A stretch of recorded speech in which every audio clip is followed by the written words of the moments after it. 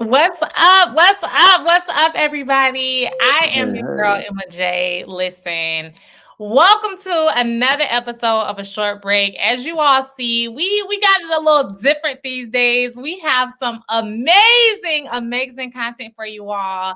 I know you're probably wondering where Damien is, but guess what? He's gonna be here. But in the meantime, I have an amazing co-host. And he is over here to this side. Hi, how are you doing? This is Nass, everybody. Hey, what's up, everybody? It's your man Nass, Metcalf here, stepping in, filling in for my man Damien. We're going to switch it up a little bit this week, and Emma and I are going to co-host this situation, and Damien's actually going to be in the subject seat because we have a great film that he actually wrote, produced, directed, and starred in called About That, and we're going to find out about that with him, and so he's going to tell us all about it.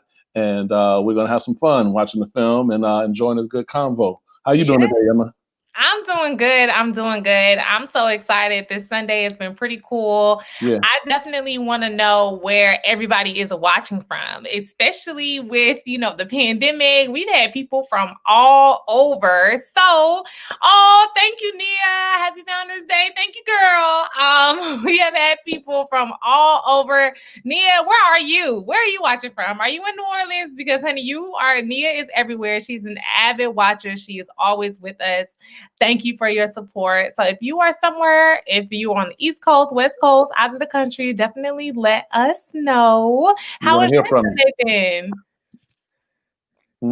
How has your Sunday been? Oh, hey, man, my Sunday's been great, laid back, productive, but it's just been counting down to leading up to this because I've been looking forward to this all week. So I'm happy to just finally be here at this moment, Yes, I'm excited. Yeah. I was like, Damien, how is this going to work? You're not going to be there. I was like, are you going to miss it? He was like, I think I'll be okay. I was like, okay. He is in the nice, he's in the director seat today, as you said. He's in the subject seat. So you all get to see another side of Damien.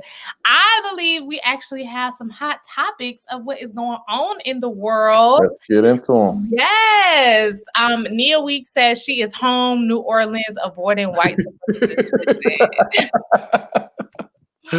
As you should. You gotta avoid them because the world is crazy. We kind of talked about what happened at the Capitol last week, but it's then. So we have Matthew Chin who's coming in. He said, hello, Emma and Nass from South Florida. Good to see Damien in the house. Hey, Matthew. All right. Yes, indeed. I'm excited. I'm ready. So what's up with these hot topics? Let's get into it. What do we got? Let's go. So the first one we have is exclusive. All of our topics come from BlackFilmandTV, everybody. Regina King talks about directing One Night in Miami. Now, her film is actually already on Amazon Prime. Have you seen it, Nass? I have. It is amazing. I highly recommend it to everybody. And hey, shout out to Muhammad Ali. Today is his birthday. So, this is an auspicious day for us to be having this conversation and to be talking about this film particularly because, today is the anniversary of the birth of the greatest of all times. I'm representing. I don't know if you can see. I got this float like a butterfly, sting like a bee. This is my Muhammad Ali hoodie. Wait. I'm still even representing even more. Look. You gotta come through. I'm really repping for the champ. No, like Damien can tell you, like anybody who knows me knows that like Muhammad Ali is definitely, he looms large in my life. And he's, one of my favorite human beings that ever walked the planet. So I was really thrilled to see the great job that Regina King did on this film and from the directorial perspective, but actually all aspects, the writing, the acting, the cinematography. It was just such a well-crafted film. And, you come away from it just feeling so enriched, so enlightened. You have thoughts, you have I watched it with my family. We had such great, stimulating conversation after this film. So I highly recommend it to everybody. I'm excited. I haven't watched it yet, but I look Oh, forward to doing exactly what you did, watching it with my mom, talking about it with my dad, and being like, hey, you know, how did you all feel about this? What were you all doing, you know, around the time of these things were happening when, you know, everybody was at their height. So I'm really excited, and I'm just excited for Regina King. I really hope that she gets, you know, her accolades and her awards, and, you know, no doubt. get her point too, sis. She better be directed. I love it. She deserves it. She deserves it. And you know what's interesting? Out of these 4 icons that this film depicts, Jim Brown is the only one that's left alive. So I'm really hoping somebody can get his perspective on the film. I would love to hear his feedback and what he thinks about how the whole thing was depicted and how accurate it was and all that. So Damien and I actually met Jim Brown. Funny story. We met Jim Brown in Miami. Damien and I were in Miami together some years ago. We met Jim Brown. We both took pictures with him and stuff like that. So that was so y'all got your own one night in Miami. We do in Miami of all places. So yeah, that was a great time. Oh yes, thank you all. I see the Founders Day. I am a Zeta. Founders Day was yesterday. Happy Shout out Founders to all Day. the Uppies and Divine Nine. But listen, Damien's gonna be up here, and I know he's gonna want to talk about that. You all's one night in Miami. So I'm gonna let him talk about that. We have another hot topic, you all, for the people. Y'all know I try to give y'all the tea, a little bit of the tea that's happening. So OWN is actually renewing Ava DuVernay's series Queen Sugar. It's actually the 5th season. And I am so excited because my mom is actually rewatching Queen Sugar right now. So I've been like watching it with her. I've already seen it. I was glued to the TV again, and I freaking love it. I'm loving this Louisiana. Nia, what do you have to say? Because Nia is from Louisiana, and they film right outside of New Orleans. Well, I actually don't know. It takes place right outside of New Orleans. So I'm really excited about it. Yeah, no, me too, man. I love Queen Sugar, man. I keep up with the show, watch every episode, every season. Looking forward to this 5th season coming up, and glad to hear that they're being renewed for a 6th season. I'm a little saddened to learn that is planned to be the final season of the show, but it's understandable. I mean, 6 seasons is a great run for any show. You know, I got a feeling that there may be some spinoffs. I suspect, I mean, there's so much rich content on that show, so many strong storylines that they can go in a lot of different directions with spinoffs. So I suspect we haven't seen the last of the Queen Sugar world, but I love that show, man. I wish everybody involved with it all the best. Yeah, say it again, because listen, all of those children can have their own spinoff for real. Okay, all of the drama in their lives and just the love in their lives as well. Not even the drama, but their loving relationships. So we have another hot topic before we bring up our amazing director. This one, you all, Kevin Hart Inc.'s first look deal at Netflix. And when I saw this, I was like, wait, does he not already have a deal? Because he's always on Netflix. You think he did, right? Yeah. No, well, I guess he's never had this type of production deal. He's just had, you know, his own Heartbeats productions, and it would just go to Netflix. But now in this article, they're speaking about they're actually collaborating, making films that are exclusively that are going to be on Netflix. Because I was like, Kevin Hart, you all your stuff on Netflix. I already thought this happened. So I'm excited. Kevin Hart has been a very interesting public figure, but I like his content, so I'll be watching. No question, man. We're always pulling for Kevin to win, and this is a great new step for him in this new year and this new beginning. A new step for this country is going in a different direction now, so it's all right in divine order. And I look forward to seeing what they come up with. You know, I'd like to see Kevin kind of expand a little bit, because I think he's so talented. I don't think we've seen everything that he has to offer. So I hope he'll continue to just grow and expand and show us things that we haven't seen from him before. I'd love to see him maybe even try his hand a little dramatic fare, you know what I mean? And see what we can expect from him on that front a little bit, just to, you know, keep it interesting. I got a great idea for him. You know what I've been saying, and I'm just going to, you know, not going to even charge him as a creative consultant or anything. I'm just giving this one for free. I think that Kevin Hart and Will Packer should produce it, and Malcolm Lee should direct it, and Kevin Hart should star in a remake of the film Brewster's Millions. from the 80s that Richard Pryor did. And the basic concept is that an eccentric relative dies and leaves him an inheritance, the Richard Pryor version at least, of $300 million. But in order to get it, he has to spend $30 million with nothing to show for it in 30 days. And that's a lot more difficult than you might think. So that's kind of how you can, adapt it for inflation. You could update it with all the balling out of control and the clubs and the cars and the houses and all that. It would just lend itself to so much, of the stuff that people tune into movies for today. If you could put a rich storyline around that, I think that would be a great vehicle for them. So I don't know. That's just my thoughts. But we'll see what they come up with. I look forward to it. You all heard the concept here first. Okay, so if you hear anything, bring us in the room. Okay, bring us in the room. Exactly. I am so excited. That was the last of our hot topics. Thank you to Black Film and TV for always providing the amazing content in the industry. And we are actually going to go ahead and bring up the amazing Damien D. Smith. He has been giving all types of reactions backstage because due to our all of our hot topics. Hi, Damien. How are you? Welcome to your own show. This is such a great platform. I've never seen this. Damien. Thank you for having me, Emma. I'm excited that you're here.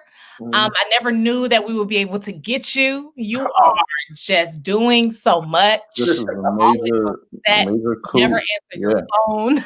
I had to, Nass, you don't know this, but I had to call his assistant to try to get him on the show. Oh, and you gotta go through a lot of people to get to Damien ultimately. Oh, well, come on now, stop it. Yeah, there's this meme that's going around now where they say hustle so hard that the people that you couldn't get to are now reaching out to you. And so Damien's like one of those people. I guess we've been hustling hard because we finally got to him. So hustle is real over here. You two know how to, stroke a guy's ego. Thank you. Yeah.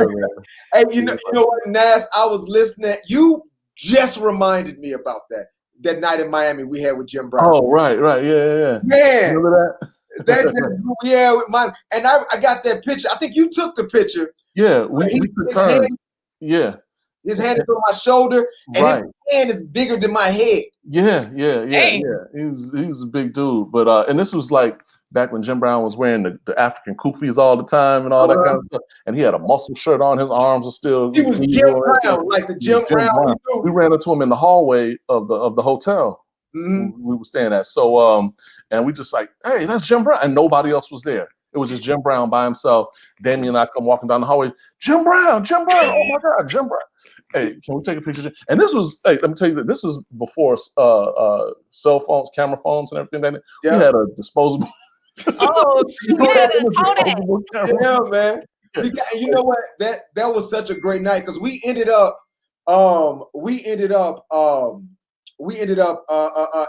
meeting up with him at the after party as well. They had an after party. That was the ABFF, wasn't it? Yeah, it was ABFF. Yeah, it was like an after party thing. I think that night they also had I remember it was the Lennox Lewis fight. Lennox Lewis and Vitaly Klitschko. Yeah, it was wound up being Lennox's last fight. So we dating ourselves now because anybody can look this up and see how long ago this was. How long we been. Y'all dated yourself. Y'all said it's a Polaroid camera. That's when y'all dated. Yeah, true. You're right, True. Yeah, we didn't see those pictures until we got back to New York, and I sent them to the thing to get developed.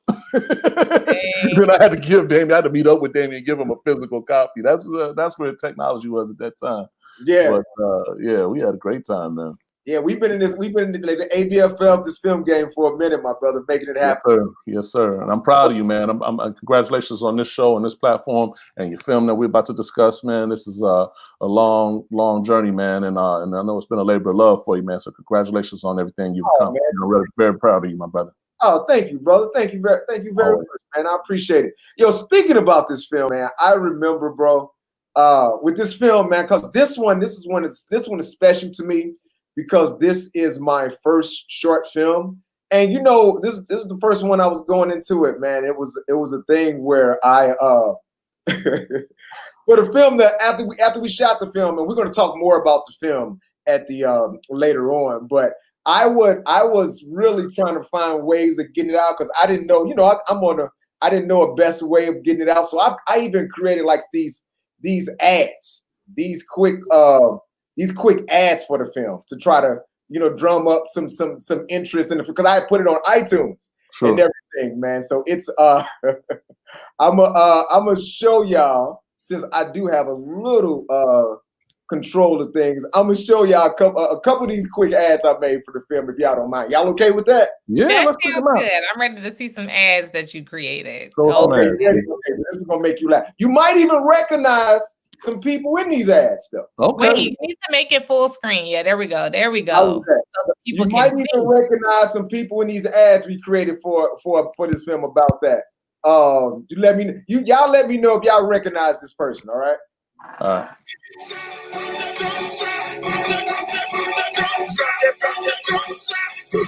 Yes.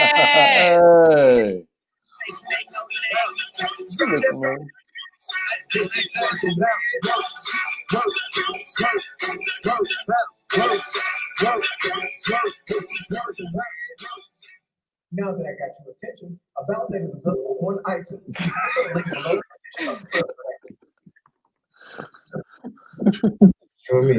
Yes, and then it goes into the trailer. I love it. You're I so love smart. it. I love it. Oh, you're funny. Shout out to the sis Layla Odom, who's in Salt and Pepper right now, and she's killing it. So appreciate you, Layla. I follow her on Instagram. What you say? I said I love her. I follow her on Instagram. Yeah, and it's a trip. So hold on. Here's the last one, right? Again, I was putting together any marketing device, any tools I can get this film out. Here's the last one. But this one has got almost one of the most views I've ever had in a film for one of my projects, just because what I labeled it. And shout out, here we go. Let me just make it bigger. Here we go. What did you say? Pregnant girl fights dirty? Pregnant girl fights dirty. Here we go. It's all about what you title your stuff. Clickbait. Exactly. Wow. That's what I was learning. Wow, that was very creative, Damien. Here we go. This on World Star stuff. Mm-hmm.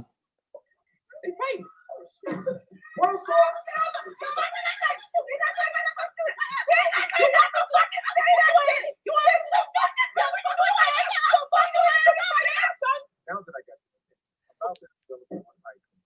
You can click the link below to check the video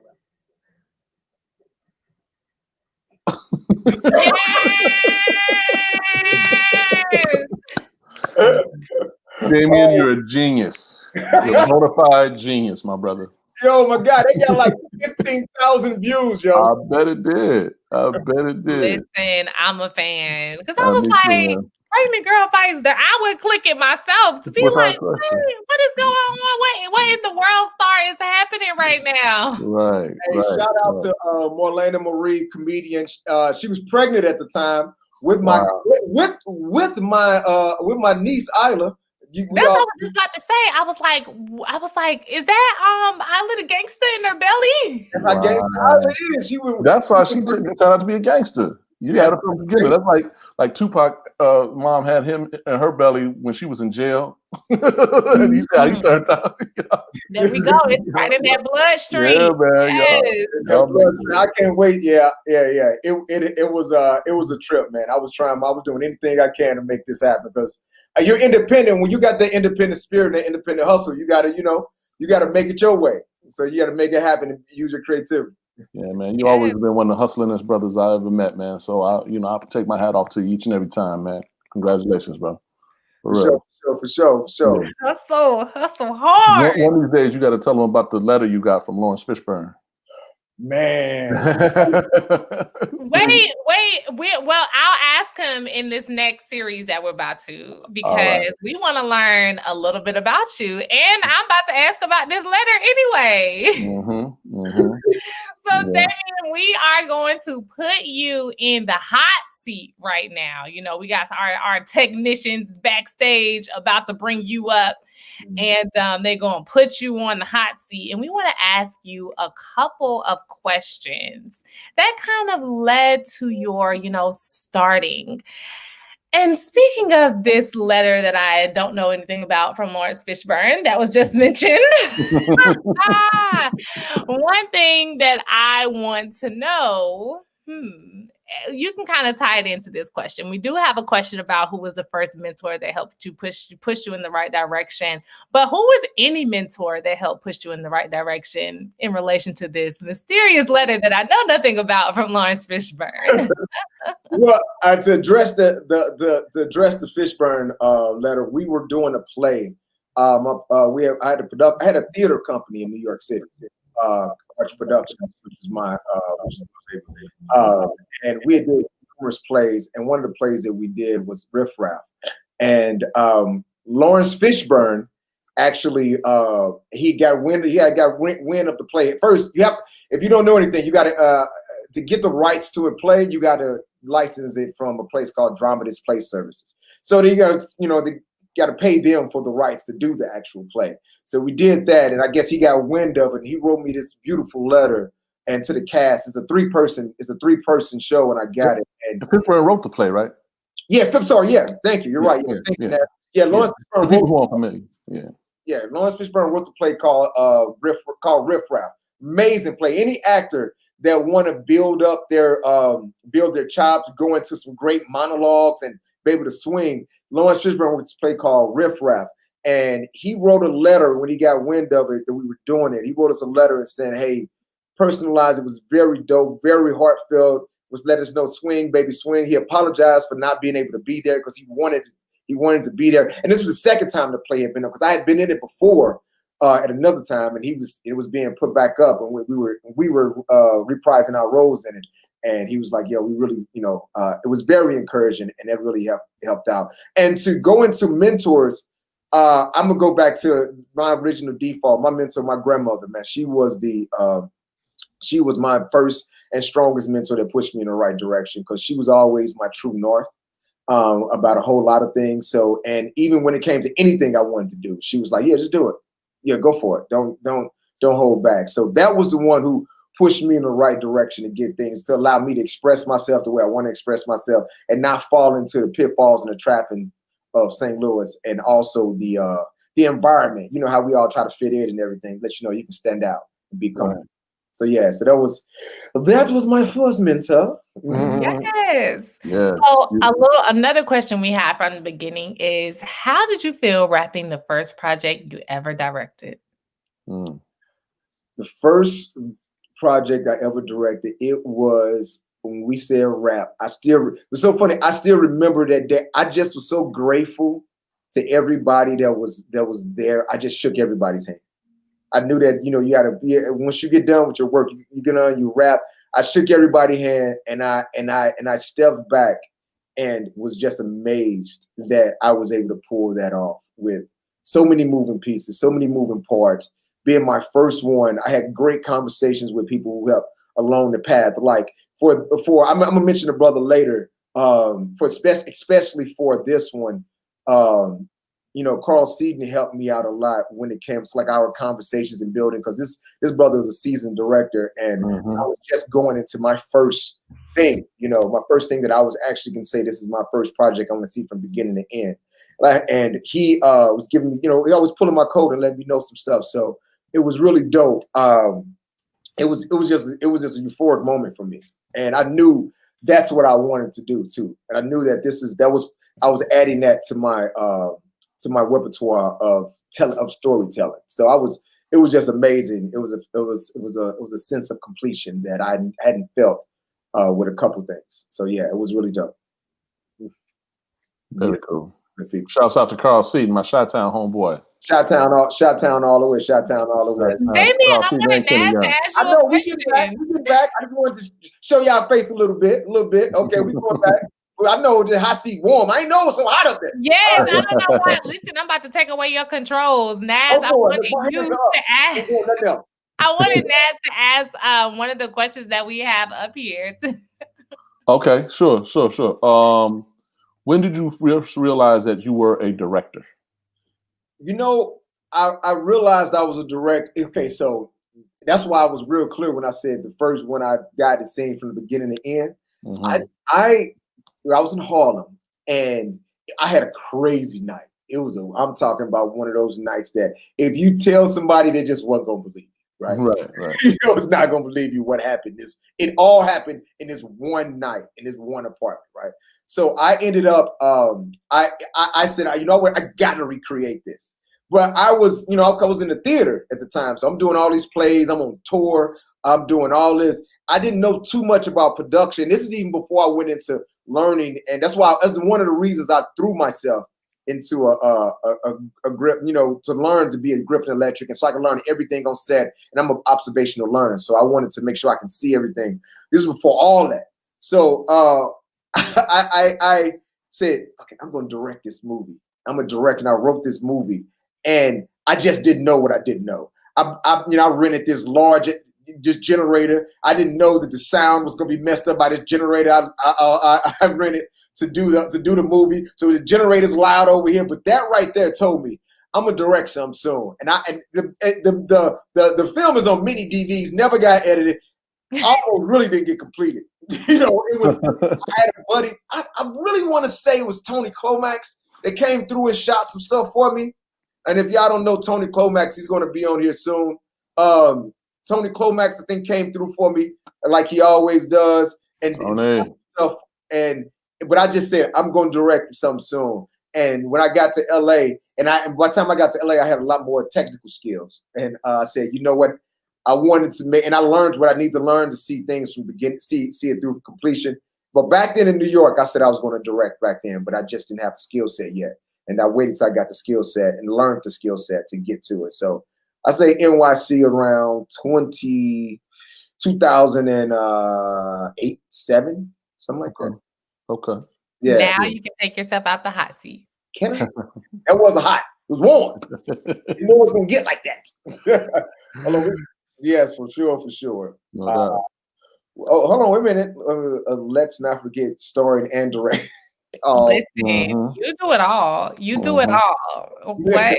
Are there any other comments speaking to what Damien does? Because he does it all, you guys. He does everything. Yes. You're one of the hustlingest brothers I've ever known, ever met. I always bet on Damien to win. He's always in the driver's seat. He's always pushing forward, never looking backwards, and always growing too, man. I got all the respect in the world for you, brother. Oh, thank you, brother. Yeah, for real. Yeah, man.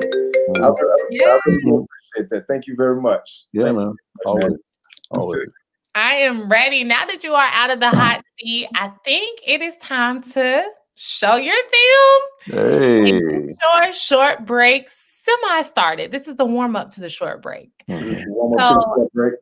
I am so excited. Damien, you all, thank you so much for just giving us your time. Again, Damien is such a hard person to get in contact with, you guys. I'm so glad that he is here.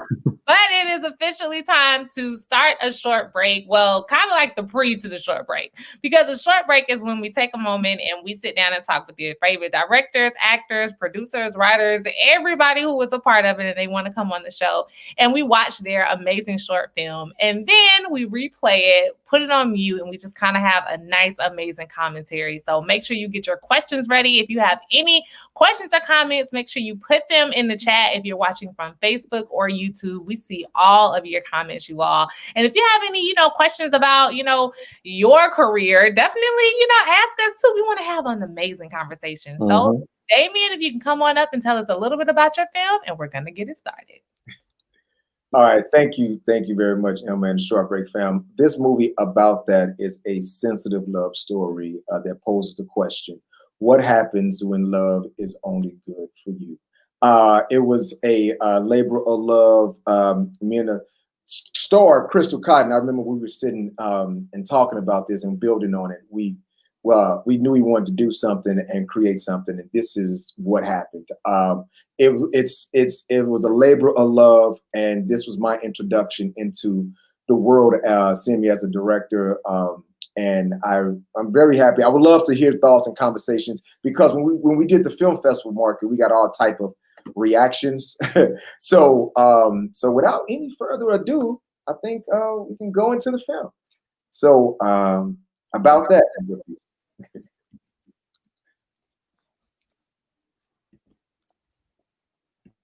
So, okay, what you're saying is All you would do if you had super mind reading powers is sit in on UN conferences and know what leaders are thinking? Yeah. It's so lame. Live a little. I mean, you could go to the bar, go to the hottest bar in Vegas and pick up the hottest chick, and you already know what they're thinking, so you can get anyone you want. Yeah, but I mean, why would I want to do that when I got you already? Oh, that is so sweet, but incredibly corny. Oh. It's okay.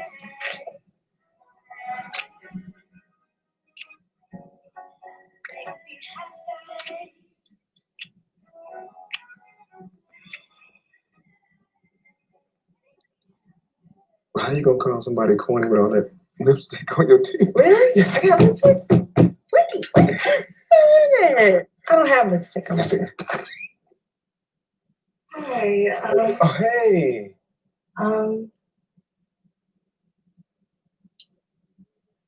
Come on in. Oh, we bought you some wine. Red. I mean, it's your favorite, right? Okay. Thank you.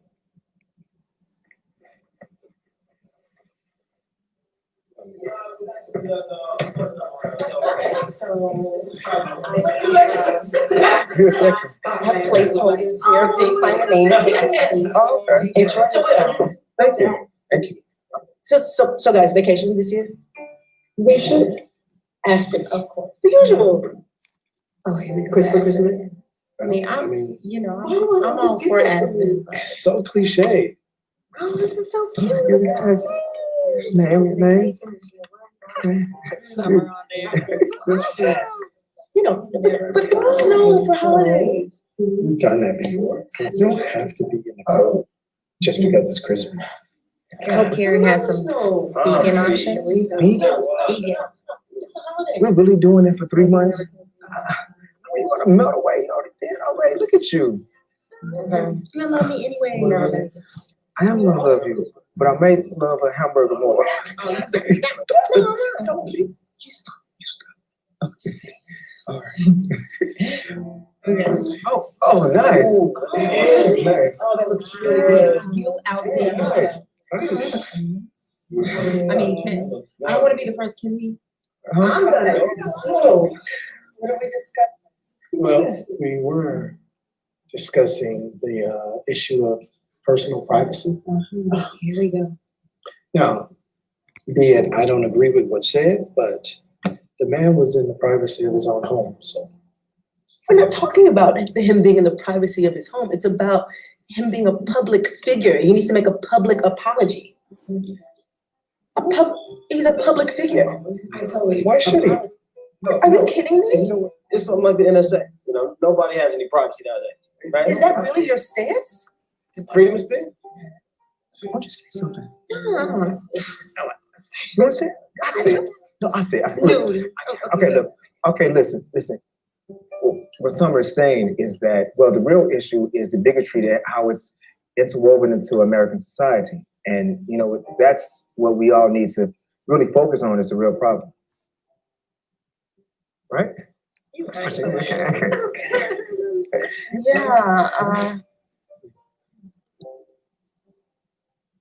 That's a good point. That's a very good point.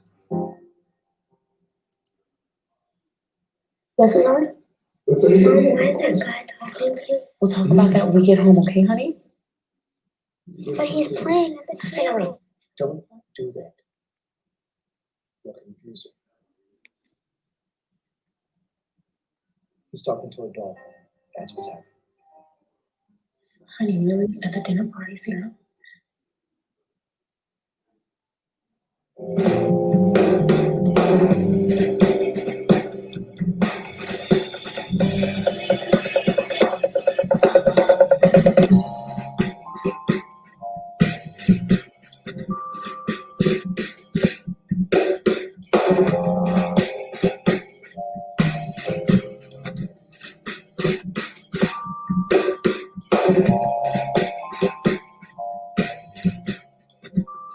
So, what are everyone's plans for the summer? Well, we're thinking about taking Sarah to Disney.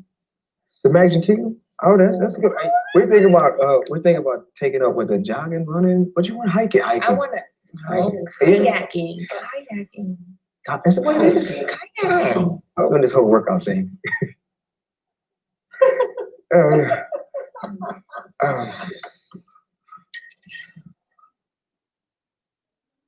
No, baby. They don't understand your talent. You should be senior editor. Okay. I wasn't going to say this again, but I really think you should branch off from Mark's editing services and start your own production company. Like, you don't understand? I mean, you're the brains behind this whole operation. He wouldn't even be this far without you. Besides, you're smarter than he is, you're more likable than he is, and you're way more sexier than he is. There's a way of doing these things, you know, and I'm like the low man on the totem pole. You really think I can do it? I mean, I don't know. I've never done anything as big as this, but you think I can do it? Yes! We can do it together. Oh yeah? Yes. Mm-hmm. Just you and me, huh? Me. And to get you started, I made you these. I picked out a name for your company and everything. Oh wow! So you are going to be my whole entire graphic arts department? Yeah. Yeah. Do you even know your primary colors? Yeah. Oh. So what are they? Well, I know the owner very well. Do you? Mm-hmm. And I'm sure he'll put in a good word for me. Will he? Mm-hmm. Besides, who cares what colors are secondary or primary or ordinary? Fifth area. Sixth area. Okay. Just stay right there. Just stay right there. Stop. Okay, wait. Go stop. I'm ticklish. Don't ticklish. Stop. Wait. Look. Just stay right there. Just stay right there. Stop. Who is it? Maybe it's the primary color police. Maybe they like fuchsia and orange for like the primary colors. Why? Hey, what's up, man? Hey, got a package for you. Okay, cool. Ask him if he knows the primary color. Hey, you be quiet. This man is trying to work. I'm sorry, man. It's just Somebody in the back? Yeah, my girl. She's back. We just playing this little silly game. Just playing. Just joking around. Don't mind her, man. Okay. Sign right here. Cool. Thanks, man.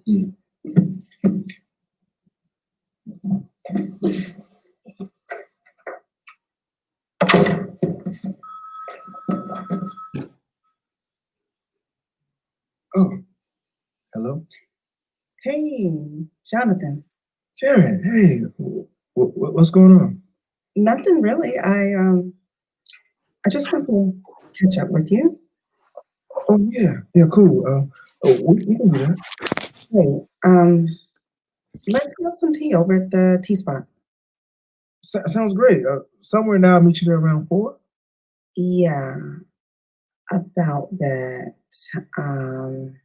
I mean, it's just been a long time since it was just the two of us hanging.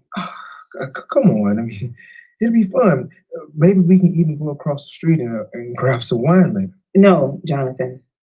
It would be great if it was just the two of us.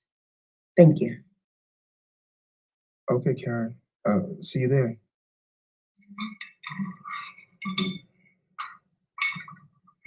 Hey, you want to surprise Karen for lunch?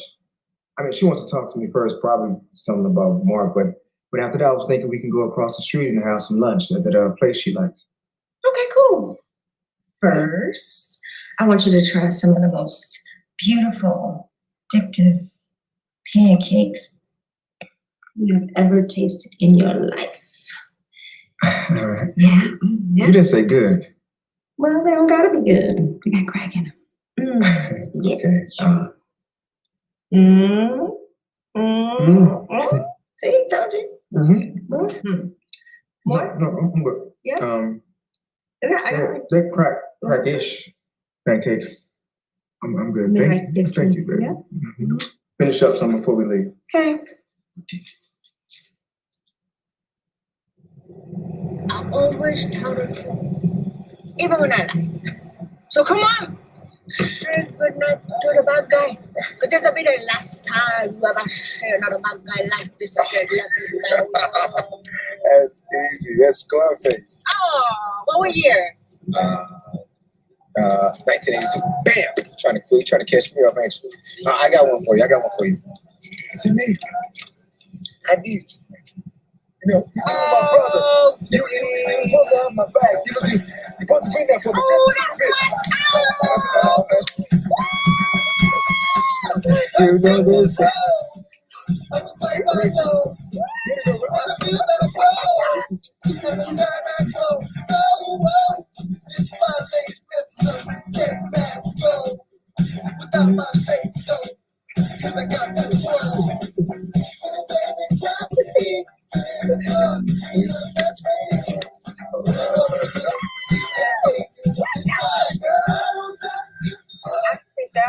See, my name is Summer, and I'm, not a bummer.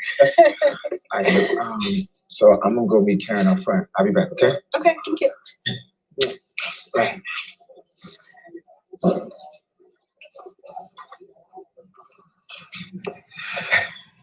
Jonathan. Karen? So, what's up? Everything's good. Just a little hectic. The new exhibit coming into the gallery, but a good hectic. Nice. I just wanted to check in on you and see how everything's going. You know, I've been going pretty good for me. You know, we Summer and I we're thinking about venturing off and starting my own business. Yeah. Yeah. You and Summer have been spending a lot of time together, and I'm just a little concerned if you're doing everything you're supposed to be doing. Yeah, I mean, she's been real busy, and she's pushing me, to be like a better person and just get. Okay, Jonathan. I'm just gonna say it. I'm scared. Baby, it seems like you're slipping away from us, and this thing with Summer is getting out of hand. But we're in love, and I get it. I know. I know. Since Summer and I have been, you and I haven't been had that much time to hang out together. I know, and I'm sorry. And if I knew what this was about, I probably wouldn't have brought her along today.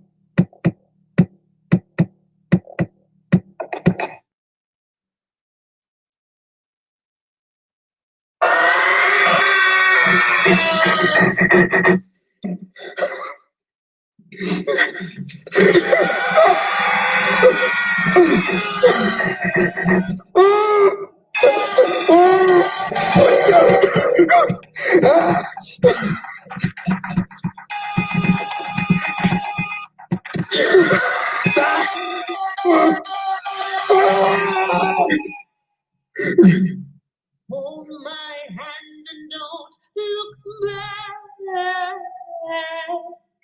Together we can pass this test, and in time you'll see that you need me time. I'll see that I need you and will be.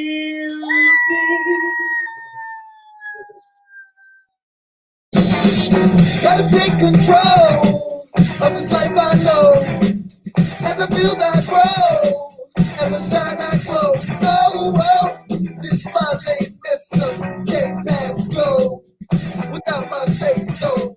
Cause I got control. Oh, baby, drive with me. Get in the car, see the best is. I go to the hood, see that nigga. It's my girl. I don't drive this car. I just got face on. Oh, baby, this my heart. Yeah, for the other side. Let's make it last my wrist. I will make it real. Hey, hey, my hands got your hand. Oh, grab the wheel. Hey y'all. Listen, you all should have saw my facial expressions when I saw what was really happening. I said, oh, a little craziness going on. Was this your first time seeing the film, Emma? Yes. This Oh, okay. seeing it. I've never seen it. I've seen posters and Damien talks about it all the time, but I've actually never seen it. So I literally was watching like, what is gonna happen? What is gonna happen? Yeah, yeah. Bravo. Well done. Yeah, absolutely. It was everything to me. I want to know about these shots and how they made it work. Damien, where you at? Come back to us. What's up, good people? My brother. Hi. What's up? What up? Great job, man. Thank Great you. job. Yeah. Very much. Absolutely. So what, especially a film with so many layers, what inspired you to want to make this film and tell this particular story in the first place, my brother? For sure. We're going to. I guess we get to jump into this short break. Is that? Or was something else coming in before that? Oh wait, I should probably introduce a short break. Oh, all right, go ahead. Hey guys, jump the gun. My bad. Listen. This film, we just want to know what's going on. We was like, okay, y'all know why y'all here, but we're gonna have to tell all the new people why we are here for a short break. You all, the short break is officially starting right now. It is when we take a short break and we rewatch the film, we put it on mute, and we have somewhat of like a director's commentary.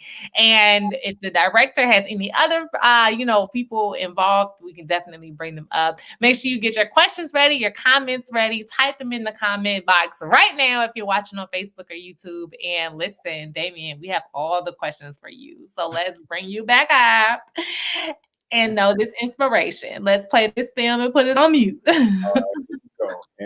And now yes. Yeah. Hey, but first off, I want to talk about how, before I want to answer your question, Nass, but I want to talk about how important it is to listen to other people. Yeah. Two different people I listened to that made this, that enhances. That's one shot we just saw. Okay. One was K Boogie, Markeisha Barksdale, our costumer, and wardrobe. I was so tired of running around getting everything. And with these shoes, the shoes that Crystal have on, I was like, man, pick whatever shoes. She's like, no, your shoes are important in opening up your scene. You got it. And she went and I was like, I had a budget for it. She's like, no. She went and bought it and made me pay for them. So shout out to Chris. The shoes played out well. And also the good brother, I mentioned him earlier, Carl Seaton. When we were filming, he was like, hey man, start off with a shot that's going to engage people and bring them in. Because I wanted to start off with a initially I wanted to start off with like kind of a 2 on them. He's like, man, I can have it somewhere we can look at this. And I tell you, when I show this to people, they're like, we love that opening shot. And that is with the influence by good brother Carl.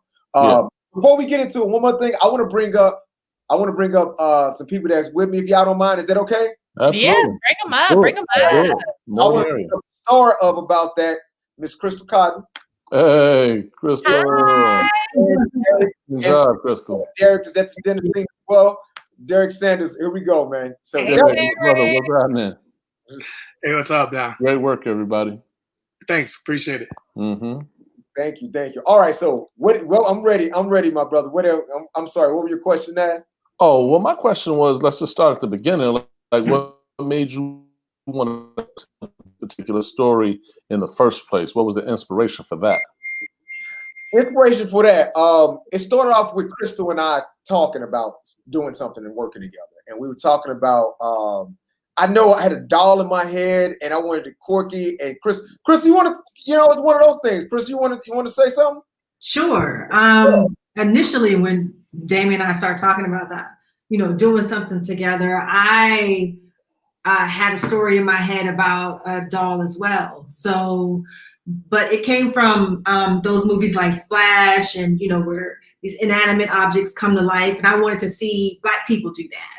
I wanted to see Mannequin, the Black version, Mm-hmm. Yeah. So, and it was like taking those ideas and bringing it into some type of short film idea. Yeah. And Damien started to build off that. Yeah. Okay.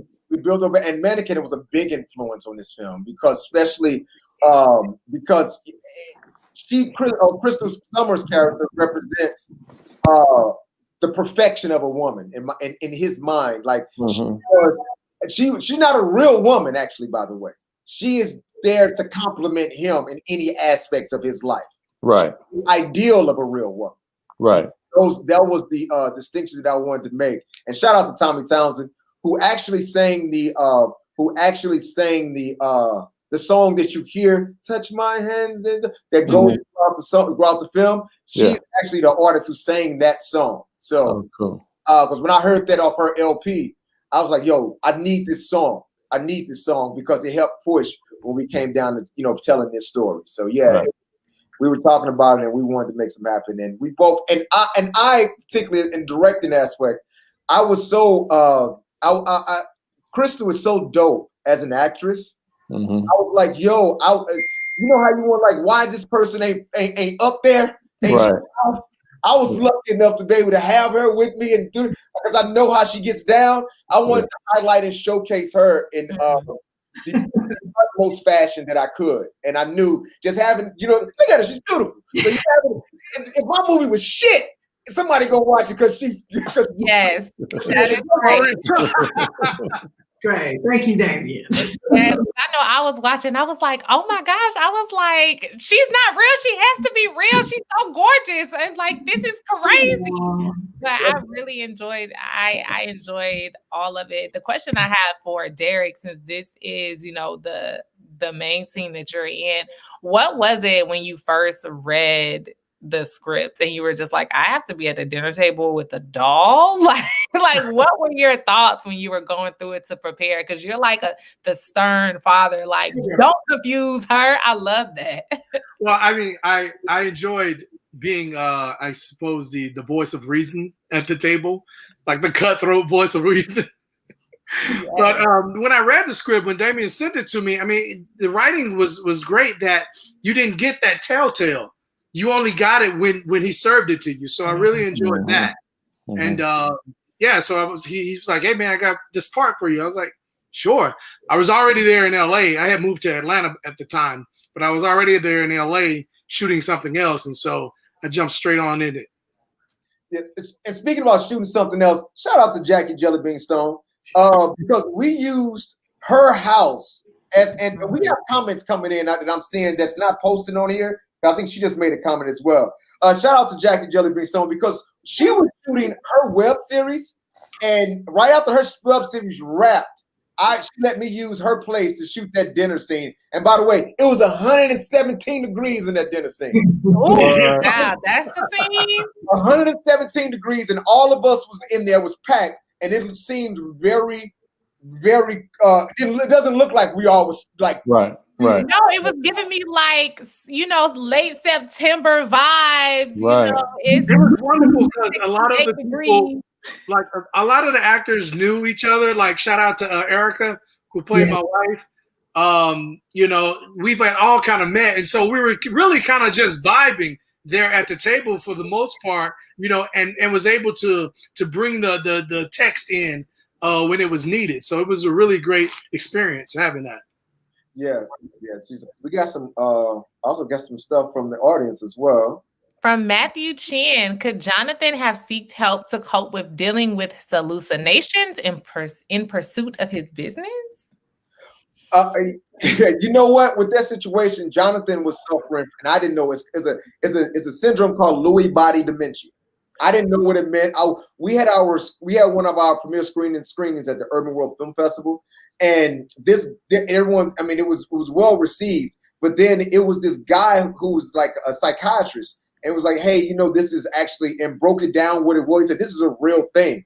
I just wanted, you know, Summer's character represented perfection, but she also represented like that person that can be at a dinner table where, you know, especially back then, like it's who you wouldn't expect to be with someone. And that's why I posed the question, what happens when love is only good for you?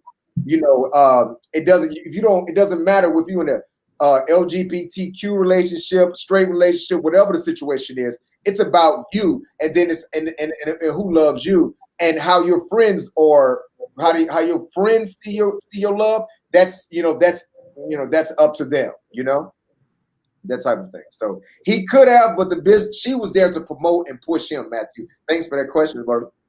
Mm-hmm. One of the questions I do have, since you were directing and you had to do, you had to chop these scenes up between the doll and Crystal in real life. So for you, Damien, as a director, how did you say, okay, work with your editor on like, we got to shoot it like this so I can cut back to the doll. We got to place the doll right here on the side of this car. Where was Crystal standing up? Like, how did you, work on that to make sure that everything was how it's supposed to be? You know what? Shout out to the editor was Ismail, he was very he's definitely I thank him for it. But our DP Noel Maitland, me and Noel and I sat down and mapped out everything, mapped out scenes and shots because we knew it was going to be a challenge with the doll and Crystal, swapping in and out. And like at that dinner scene, we shot that throughout, and then we had to shoot it with the doll there again. And because we didn't know which way we want to go with it, so we wanted to make sure we had the coverage to pretty much allow me the latitude to tell the narrative whichever way I wanted to go with it. Hey, this scene right here, aka Ballsy Black. Again, circle back to this good brother C-Tone, because he cracked jokes on me about the scene, but I'm a firm believer. If you can't argue and debate your point and why you put a scene in a film, that means that scene doesn't have to be there, and it shouldn't be there. So I was debating with Carl. We said, "Hey man, all right." So we settled on, "Hey man, that's a very ballsy move, man." That's we labeled that a Ballsy Black, because I thought, because I wanted just those sine waves. Mm-hmm. I wanted everyone to strip away everything you've seen and just focus on what Karen, played by the lovely Jammie Patton, what Karen was saying. And she was trying to tell her friend, "I'm concerned about you." And I wanted to, and I'm a firm, when I'm telling stories, it's the more you're figuring out what's happening, the more engaged you are. And that's what I wanted to do with that, to strip it away. And also I'm a fan of all type of films and genres. And I want, animation. I love to throw in illustrations and all those type of things, any story I'm telling. And this was my first, jump out and just go for it, like type of situation. Hopefully that answered your question. Mm-hmm. Listen, no, it definitely did. My question is for Crystal. You are a figment of his imagination. How did you prepare for that role? Like, did you say, "Oh, I need to act like a doll," or did you say, I need to act like a person because he thinks I'm a person? Like, how was, although this film wasn't yesterday, can you go back to those moments of like, how did you prepare? Of course, yeah. When I thought of Summer, she was actual person to me. So when we came up with the idea of Summer, it wasn't like she was a doll. She had her own storyline, her own life. So, and that's the way I played her. And so in the, cutting room floor, it was up to Damien and Ishmael to do the rest. But I just really gave her her life, her storyline, what she loved about Damien, what she wanted to do. So I gave her her own life. Yeah. I love that. Nass, with you actually seen this film before, and I was like the only newbie. Like, what was Right. what were your thoughts when you're like, oh, I'm watching this again, I'm seeing my friends? How Well, did it yeah, I saw it the first time, and it was maybe a couple years back, and because I wasn't able to, because I was traveling, I wasn't able to see it at Urban World when they had. So Damien hooked me up with the link after that, and I sat up and watched it by myself, and I didn't know what to expect. I had no idea. So like you, I was blown back, like, oh, okay. So when the reveal happens, it was like that organic moment for me as well. So watching it for a second time, it's been a little distance from the. I remember what the general, like the standout thing to me was, oh yeah, this is the one where Damien's tripping out with that doll. So, yes. but it stirs up so many thoughts, like about mental health in our society as we live today. I mean, we're living in a time when there's so much stimuli coming at us from so many different directions that anybody with, a lack of stability, how do they function in a world like this now, and the social pressures and things of that nature. And I started thinking about, like, in relationships, the dynamics of a relationship, people seeking love, and what is your ideal person. I said, so this is like the embodiment of all of those things in a 15-minute film. And I thought it was brilliantly woven together. How, somebody could, because we're all seeking something in life. If you found love, there's something else you're seeking. If you have something else, you have success, maybe you're seeking love. Everybody's seeking something in life. So Damien's character's journey was clear to us that he needed that he desperately needed that love and that support. And I was like, oh man, this has to be a doll and an ideal relationship in his mind, because they ain't have one argument. I want it. Well, how you think about it? Let's go over to the like. Okay, that's fine. Whatever you want to do. It wasn't well. Look, you didn't ask me first what I was doing. I had made plans, and I was like, that's how you knew it was like an idealistic thing in his mind. So I appreciated that, man. But tell me about the writing process, though, Damien. Like how you put all those things together on the page before shooting.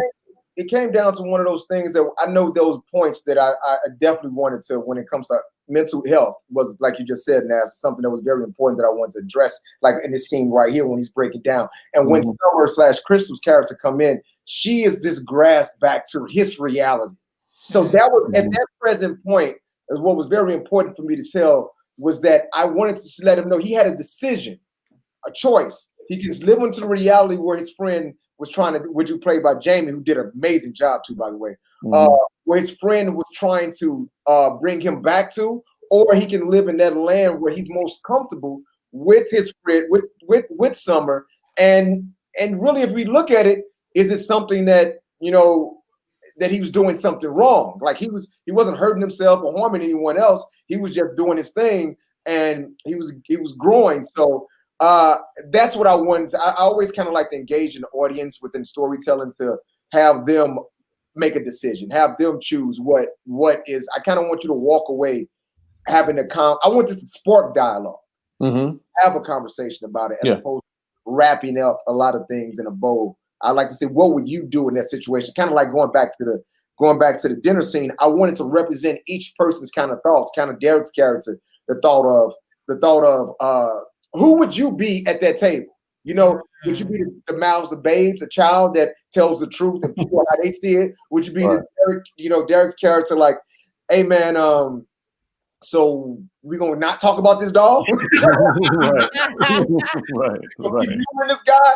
And then if you look at Townsend's character, she recognized it and was like, yeah, whatever, and kept on going. But and Erica's character was the one that's like, okay, we're just not gonna act like this ain't happening. This is not happening. Okay, you be good, you be good, you be good. And it would have been good if the child didn't say anything and Derrick's character father was like, nah, you ain't about to mess with my kid's head. Crap step. The baby was confused.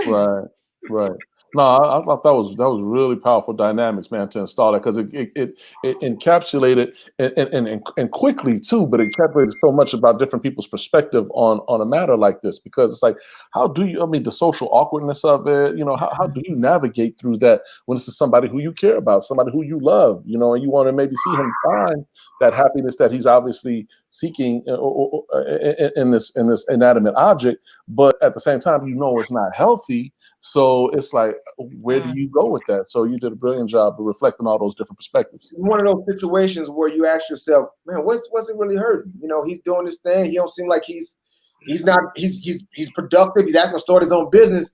But that thin line, if he goes and shoot up, you know, a post office, they be like, well, he's been living with a dog for the past year. So right. Yeah. Really thought about that. You know, those type of lines, you know, we like to ride and walk and talk about. What up, Chris? And I mean, you go through like a department store with her, and then she'd be like thinking you're trying to cheat on her and stuff like that. I see you looking at her.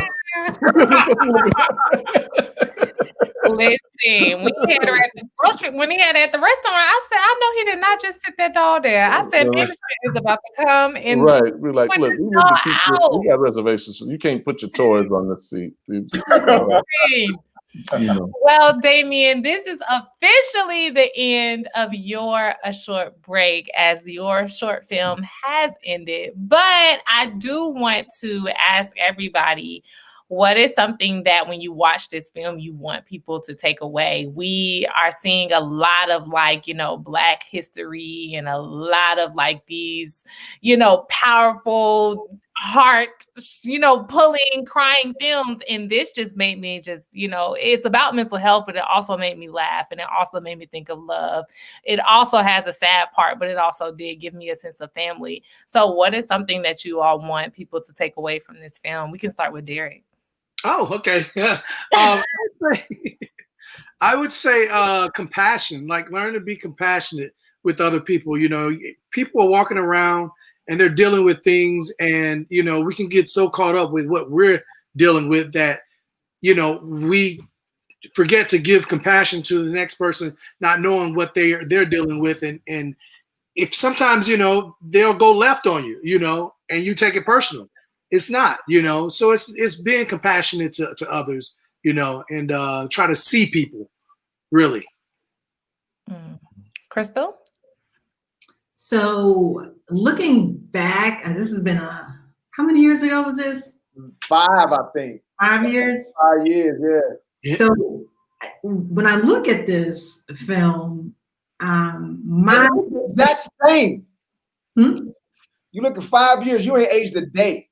Yeah, you have it. Thank you. Very true. Thank you. I appreciate it. You know, don't crack. Don't crack.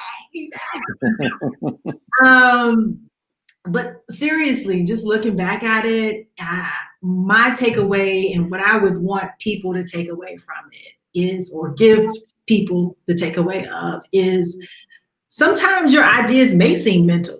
You know, sometimes you may have an idea that is out of this freaking world, out of your mind, and I just say go for it, because I feel like this was one of those things where, you know, at that time you weren't seeing like, you know, like, really, this is what y'all gonna do? This kind of film y'all gonna make? So just the takeaway for me is just those ideas that are out there that come to you, you know, you ride the wave and take it all the way and see it through completion. That would be my takeaway from it, and what I would gift everybody else's takeaway. See your projects through to the end.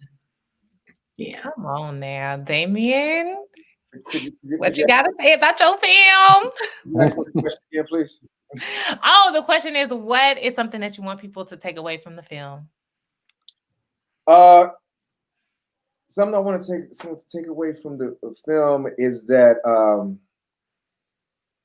see it through to the end, and also you don't know what the next person is dealing with, and be sensitive to other people's situation. That was one thing, and then also stop judging folks. You know, you don't have to judge people. If someone else seems happy, if someone's in a good space, they're in a good space.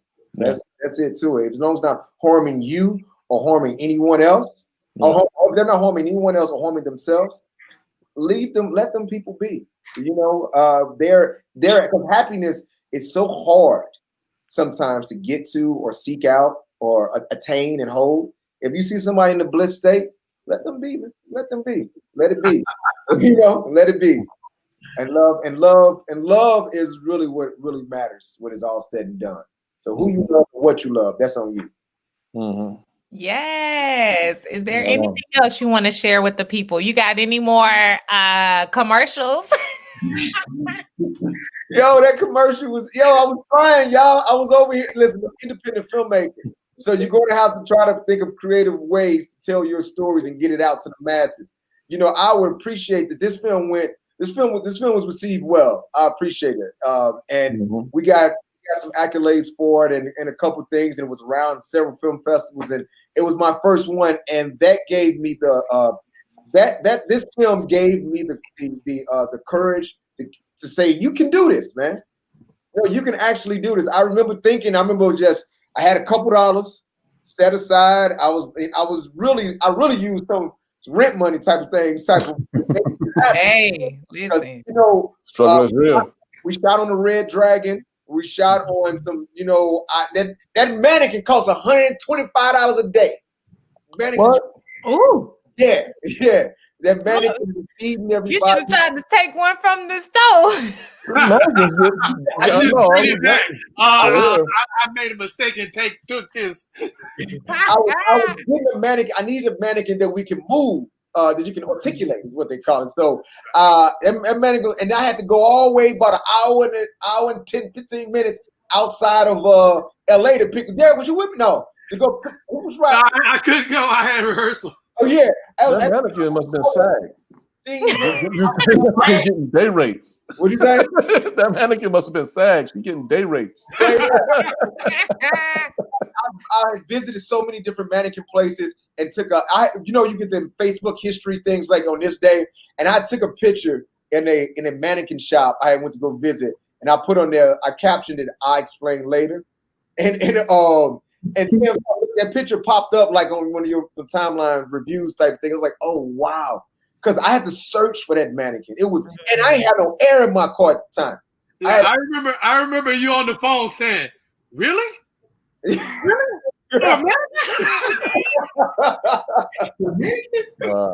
sacrificed a lot to make this film made the way I wanted to get made. And in summation, also, I wouldn't be able to do what I did without the support of the love of other people, these people on this call. The people on this, and also other people who are not named. This K Boogie, Adrienne, Noel Maitland, who else? Several people has helped me throughout this. K Boogie, Meggers, who made the dress. The dress that Crystal was wearing the day of. Beautiful. Beautiful dress, right? The guy Meggers made that dress in a day. He made a custom dress for this. I want. What do you say? Jackie. Yeah, I was gonna say Jackie, who sent that's her core, the convertible, those type of things, man. With the support of your tribe. So I appreciated my tribe at the time because they really helped me, see my vision get through, and I was able to grow and get stronger from that. It gave me confidence to say, yeah, I can do this. And from there, I've pushed forward and done several other projects and multiple things since then. And also, okay, last thing, know your craft. I had to go to being a grip and electric, and I learned my craft. I studied. I got my set hours or in the thousands. Stuff for me being in front of the camera, which I've been doing and it's been moving and growing, and I appreciate that, being in front of the camera, because that's my passion, performing. That's my first love as an actor. But as a director, I'm talking my hours on set or in the thousands, because I learned to be a G&E and a grip and to learn and be in every situation. Like we brought up Jackie's web series. I actually gripped an electric on that. I G&E'd on that web series, who was the by Bruce Cole. And if you know Bruce Cole is one of the baddest DPs in the game right now. And I was able to sit and learn from him in the background. In New York, I was able to sit and learn from these people when I was G&E on all these multiple sets, to learn and watch and study the director and see how to command a set, how to treat everyone, how to be efficient. And the more you know of what you're doing, the better you're able to get shit done, because you're able to like, yo, they don't take that much time, or they don't cost that much, because I know it, because I've done it. So I'm just know your craft and learn your craft if you want to be into anything. That's it. Mm-hmm. Hope that went too many good people. No, man, that has real value, what you just said right there. Yeah. Absolutely. Thank you. Somebody needed to hear it. Somebody needs to hear it? Well, absolutely. That's why we do a short break. Some people might need to know. Doing it for the culture. Absolutely. I applaud it. I applaud you, my brother. Thank you. Everybody here. Thank you all. Well, you all don't go anywhere, but me and Nass are about to wrap this show up. Thank you, my good friend. Thank you all for being here. Much, Crystal and Derrick and Damien. Nass, how you feeling? How was your first show as a co-host? It was great. It was great. I had a great time, man. And are we still in front of the audience? Yeah, we still in front of the audience. Okay, we gotta say bye. Cool. Because I wanted to make sure we shouted out a good brother, Wilson Morales. Yes. BlackFilmandTV is the partner on this program. So I just wanted to make sure Wilson got a shout out as well, man. He always holding it down for the Black film culture, man. So we appreciate him as well, man. But this was great. I enjoyed it. It's kind of what I used to do. I used to host BlackFilm.com screenings across the country and everything like that, and in New York and do Q&As with the filmmakers and stuff like that. And that was something that I always enjoyed, always had a love for. And that's how Damien and I actually kind of got to know each other back in the day when I was doing those. So this kind of brings me back to my element, like my home team, my foundation, So yes, I was like, you have the voice and like the timing, and I was just like, yes, come on. I said, let me take my notes, because I was taking notes. Okay, I appreciate you. You're doing a great job too, though. Holding it down, you bring energy. Yeah, no doubt. I've been trying in this virtual world. Listen, we all gotta adapt to it, man. It's been an adjustment for everybody, but you're definitely doing a great job with it for sure. Thank you. There is a comment up that I'm going to read. I hope I don't pronounce any of these wrongs. But we have one of my takeaways is that we as a people of color are not monolithic, multifaceted, and multidimensional in the stories we create and share. Congrats again, cast, crew, and hosts. Much love to you all, my peeps. Damien, Derrick, and Nass, you all. That's from Jammie Morgan. She's a good friend of ours and a very talented actress, writer, filmmaker, director herself. She was on last week. Last week, exactly. Yes. Exactly. I was like, I know her. Yeah. Jammie is thebomb.com. So shouts out to her as well. Thank you for that lovely comment. We appreciate it.